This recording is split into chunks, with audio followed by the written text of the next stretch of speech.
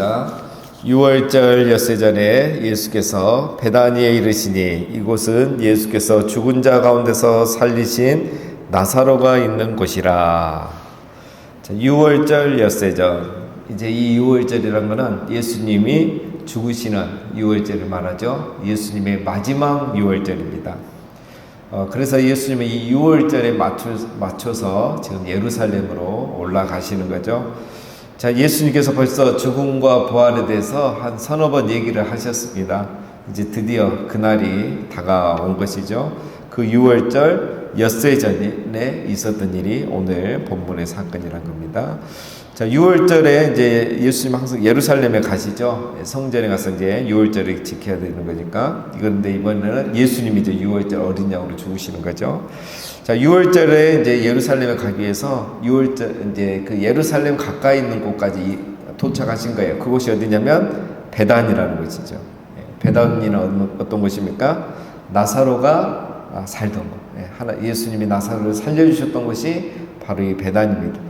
가깝습니다. 예루살렘에서 한 3km 정도니까 굉장히 가깝고 예루살렘을 이렇게 마주보고 있고, 자, 이곳에서 이제 우리가 11장에서 나왔죠. 예수님이 이 나사로를 살려주면서 마르다와 또 이렇게 대화하는 내용들 가운데 예수님이 하셨던 놀라운 말씀 있죠. 나는 부활이요 생명이니 나를 믿는 자는 죽어도 살겠고 무릇 살아서 나를 믿는 자는 영원히 죽지 아니하리라.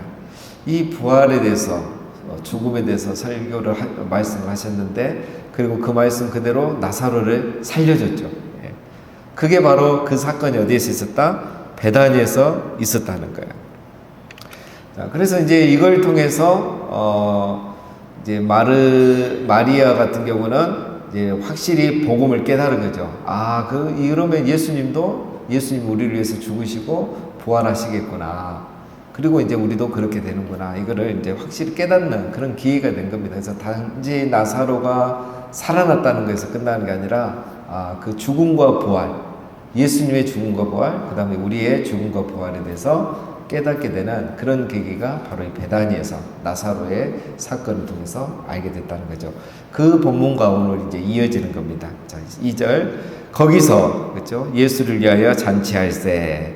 마르다는 일을 하고 나사로는 예수와 함께 앉은 자 중에 있더라. 거기서 어디요? 베다니에서. 또 거기는 어디죠? 죽음과 부활을 체험한 곳. 예수님의 말씀도 듣고 그 말씀이 사실이라는 이 부활. 물론 나사로는 부활이 아니고 소생이지만 어쨌든 죽은 자가 살아난다는 것을 체험한 것이 바로 거기 베단입니다. 그래서 예수를 위해서 잔치했습니다. 왜? 받은 은혜가 너무 많잖아요. 죽은 자가 살아나는 이 놀라운 기적. 이걸 예수님이 이 은혜를 베풀어 줬기 때문에 감사해서 잔치를 합니다. 자, 잔치를 하면 이 잔치 준비가 항상 일이죠. 마르다가 일을 하고, 잔치집에서는 음식 장만을 해야 되니까 일을 합니다. 마르다는 저번에도 보면 일을 열심히 했잖아요. 이 마르다는 원래 부지런한 여성인 것 같아요. 굉장히 부지런하고 음식 솜씨도 있고, 이래서 이런 분들은 또 이렇게 음식 준비하고 이것으로 대접하는 것도 기뻐하잖아요. 즐거워하고. 그래서 마르다는 약간 그런 스타일입니다.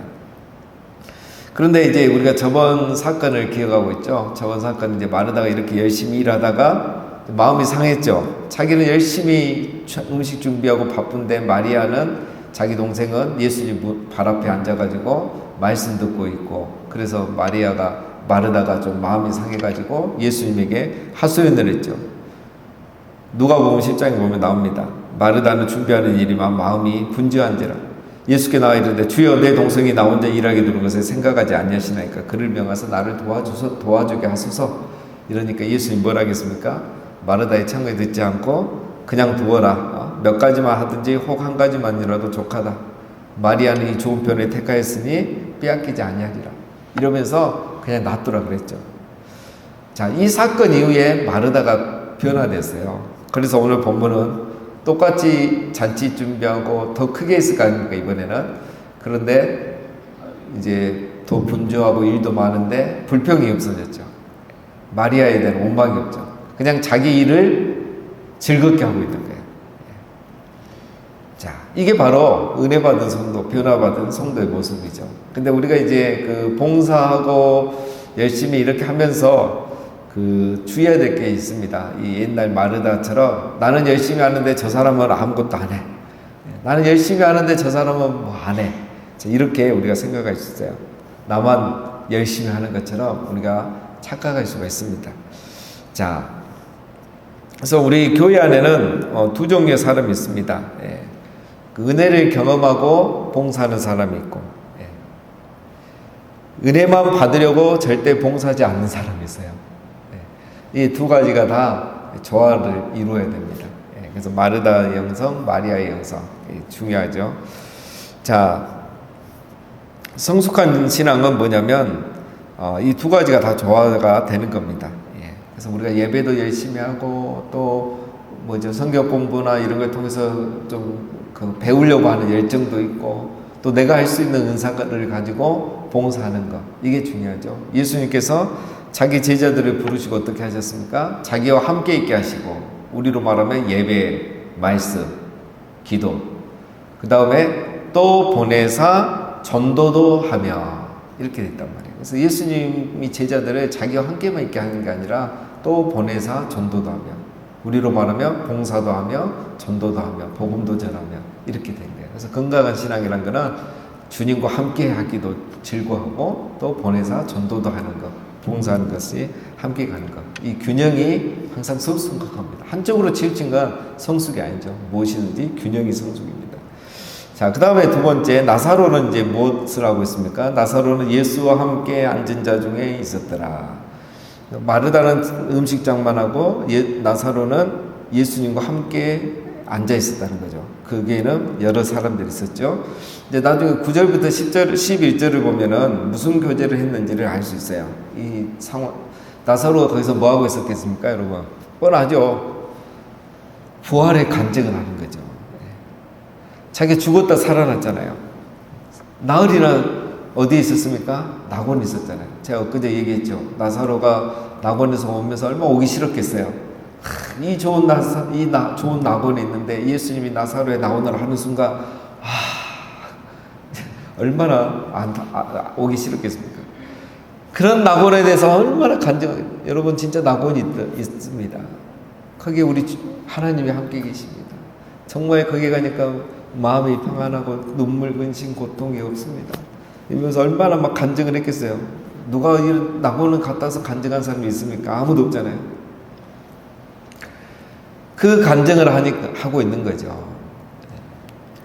근데 이 간증이 쉬운 게 아니라 이제 뒤에 나옵니다. 오늘 본문 마지막에 대제사장들이 나사로를 죽이기로 모의를 시작해요. 왜냐하면 지금까지는 예수님만 죽이려고 했는데 이제는 나사로가 살아나가지고 간증을 하니까 이 영향력이 예수님만큼 큰 거예요.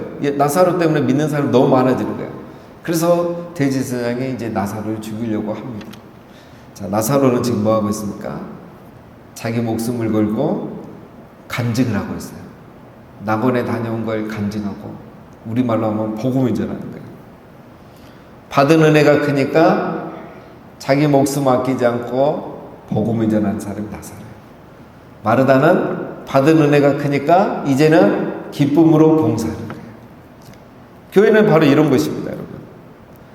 마르다는 은혜 받고 열심히 음식 만들고 봉사하고, 나사로는 은혜 받고 열심히 복음 전도하고 자기의 은사를 따라서 살아가는 거죠.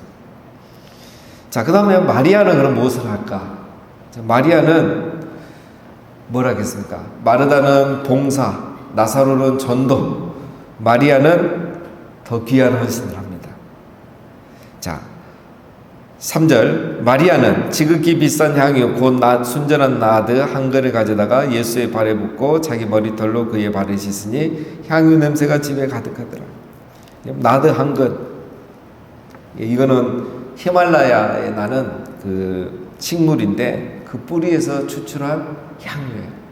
워낙 귀하고 또 좋으니까 그냥 원액을 20%만 섞어도 되는데 이거는 순전한 나드잖아요. 100% 나드예요. 엄청 비싼 거죠. 지금 말하면 1년 연봉이라고 이렇게 말하는데 뭐 우리가 보통 3, 4천만 원 정도 되지 않겠습니까? 그거를 예수님의 발에 붓고 자기 머리털로 예수님을 닦습니다. 여러분, 여자의 긴 머리는 뭐라 그랬죠? 고린도전서에 보면 자기의 영광이니라. 자기의 모든 게 여자의 긴 머리잖아요. 근데 그걸로 예수님의 발을 닦아줍니다. 마리아는 정말 그 예수님을 향한 자기의 사랑을 표현하죠. 그래서 마태복음에 보면은 예수님이 이렇게 칭찬하죠. 온천하 어디서든지 이 복음이 전파되는 곳에는 이 여자가 행한 일도 말하여 그를 기억하리라. 마리아는 예수님을 정말 사랑하고 그 사랑을 이렇게 헌신으로 표현을 한 겁니다. 자, 이 은혜를 받으면 이렇게 모습이 나타나게 됐어요. 뭐 봉사를 즐겁게 한다거나, 정말 복음을 열심히 전한다거나, 정말 주님을 섬기는 일에 헌신한다거나, 이렇게 나타나는 거죠. 자, 그런데 은혜를 받지 못한 사람은 어떻게 될까요? 4절. 제자 중 하나로서 예수를 잡아줄 가룟 유다가 말하되, 이 향유를 어찌하여 300데나리온을 팔아 가난한 자들을 주지 아니하였느냐 하니, 이렇게 말하면 가난한 자들을 생각함이 아니요 그런 도둑이라 돈깨를 맞고 거기 넣는 것을 훔쳐가미래라. 유다는 마리아를 이해할 수 없는 거죠.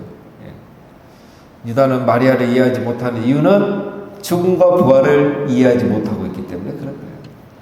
마리아는 이게 귀하지 않은 거예요. 내가, 이분이 우리 오라버지를 살려줬고, 이 다음에 나도 죽더라도 또 부활할 건데, 이 향유, 이 한 나드가 뭐가 귀하냐. 이분 앞에 이거는 귀한 것도 아니다. 나한테 귀한 거지. 근데 이런 걸 모르는 유다는 감동이 없죠. 나사로의 기적을 봐도 감동이 없고, 이 순전한 나드 하나를 쏟아내는 걸 보면, 와, 정말 주님 사랑하구나.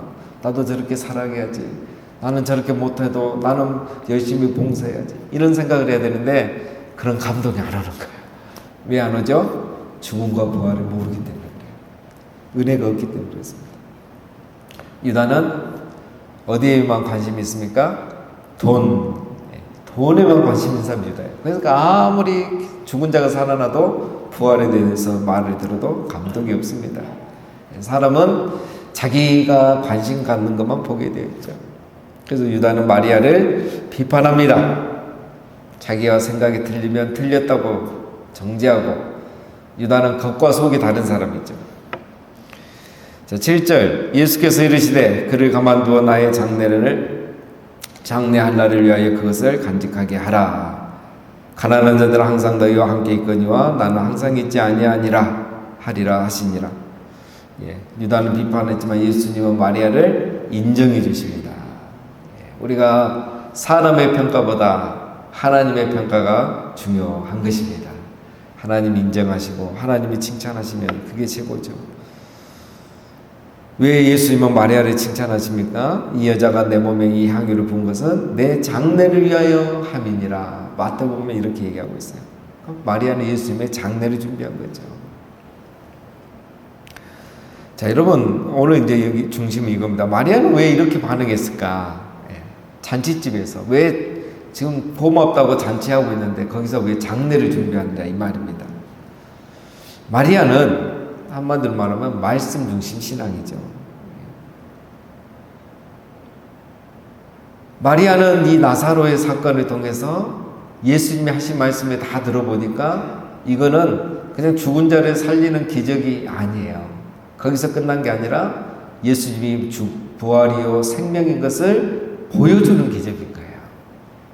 마치 오병이의 기적이 나는 생명의 떡이란 걸 보여주신 거죠.